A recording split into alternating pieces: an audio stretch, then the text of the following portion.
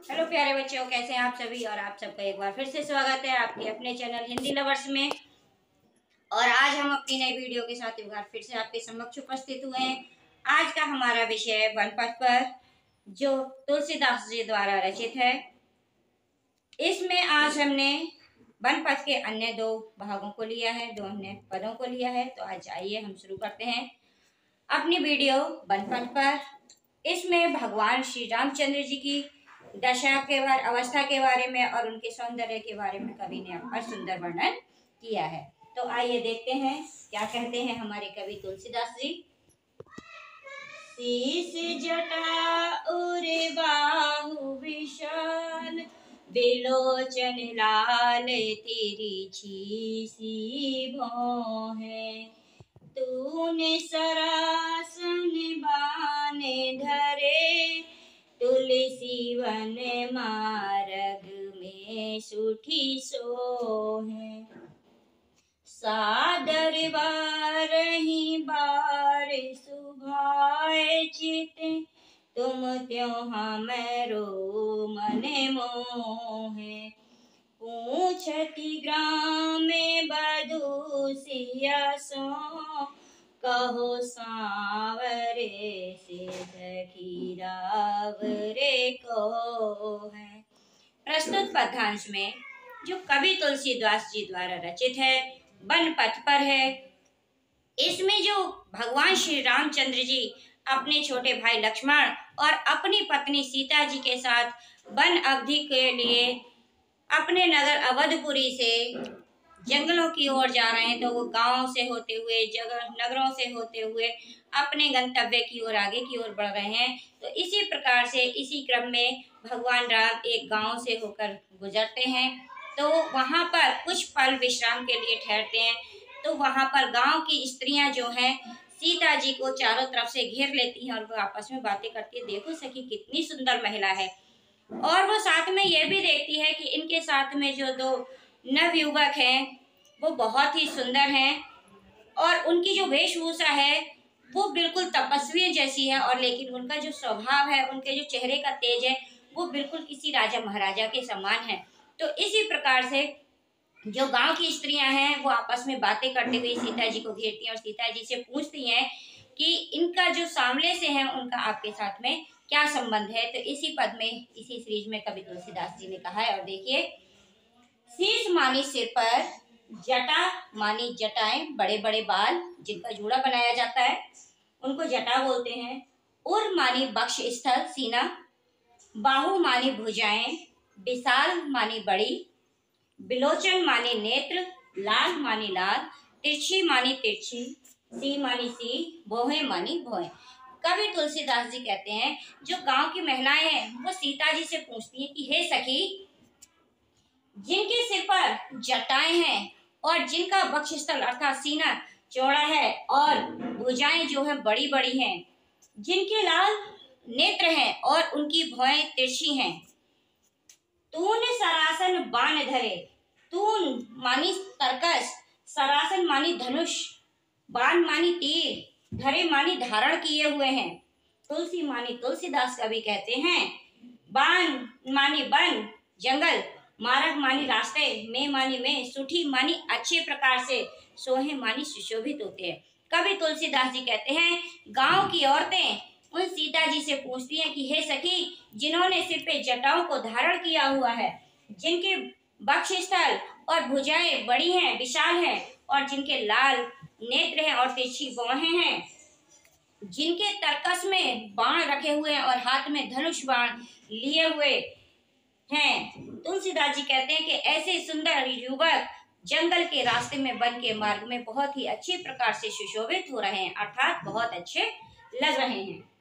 सादर बारही बार सुभाए चिते। सादर मानी साधारण तरीके से, बारही बार मानी बार बार, सुभाए मानी स्वभाव के कारण, चिते मानी देखते हैं, तुम मानी तुमको, त्यों मानी इस प्रकार, हमरो मानी हमारा, मन मानी मन, मोहे मानी आकर्षित कर लेते हैं।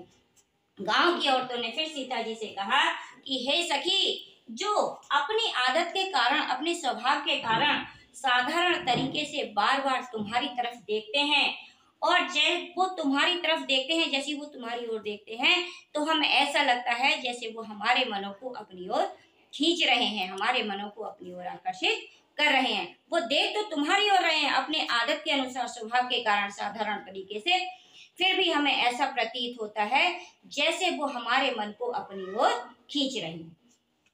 पूछती ग्राम में बधू सिया सो, पूछती मानी पूछती हैं, ग्राम मानी गांव की, बधू मानी स्त्रियां, बहुएं, सिया सो, सिया मानी सीता, सो मानी से, सीता जी से कहो मानी बताओ, सांवरे मानी सांवले, से मानी से, सखी मानी सहेली, हे सखी, रावरे तुम्हारे, ओ मानी कौन, है मानी है।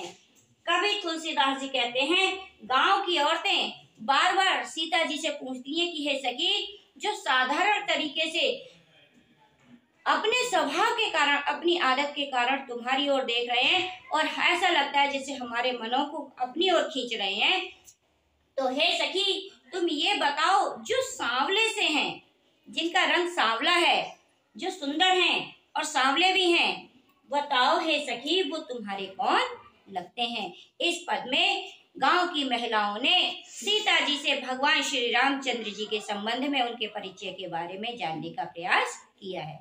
इसी के साथ यहाँ पर ये सवाल सीता जी से था। अब इसका जवाब हमारी सीता मैया किस प्रकार से गांव की महिलाओं को देती हैं, आइए अगले पद में जानते हैं।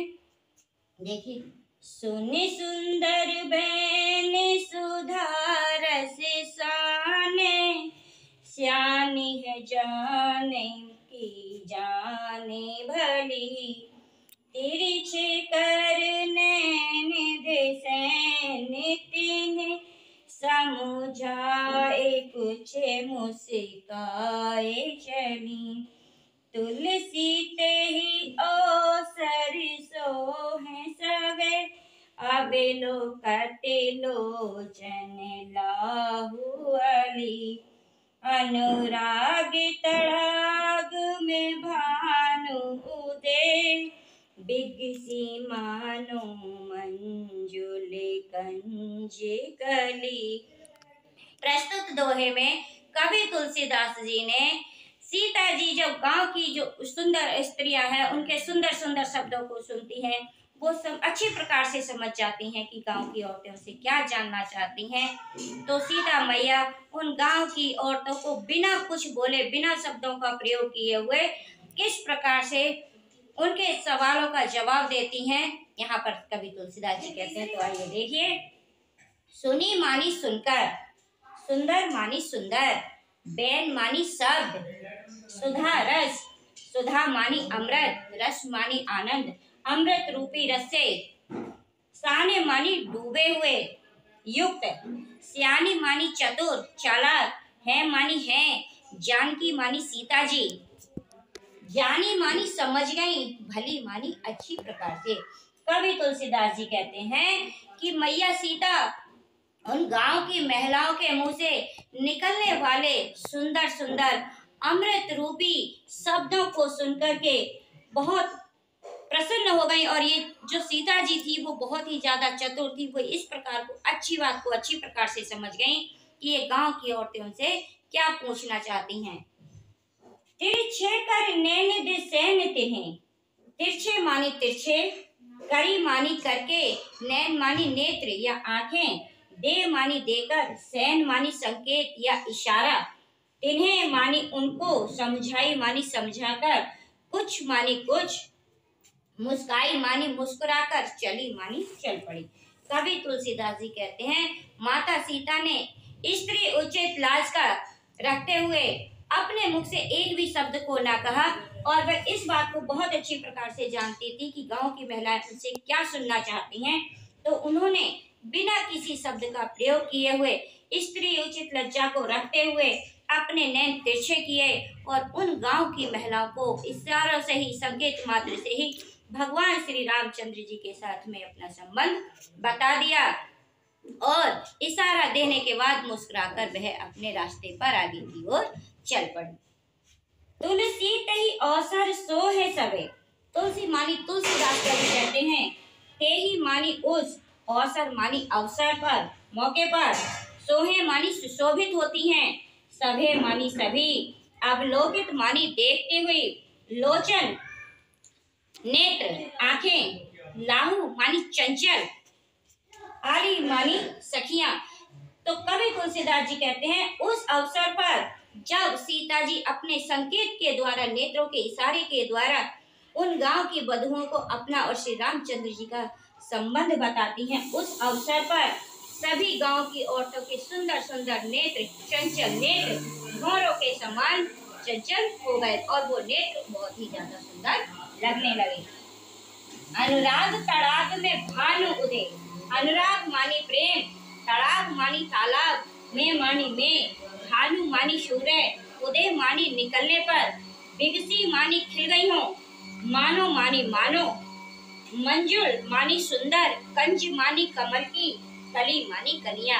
कवि तुलसीदास जी कहते हैं उन जो स्त्रियां थी, जो गांव की वधुएं थी, उनकी सुंदर नेत्र इस प्रकार से दिखाई देते हैं, ऐसे प्रतीत होते हैं जैसे कि मानो प्रेम रूपी तालाब में भगवान श्री राम रूपी सूर्य का उदय हो गया हो, भगवान श्री राम रूपी सूर्य निकल आया हो और उनके सुंदर सुंदर नेत्र रूपी कमल जैसी आंखें खिल गई हो। इस अवसर पर सारी सखियां बहुत ही ज्यादा सुंदर प्रतीत होती हैं।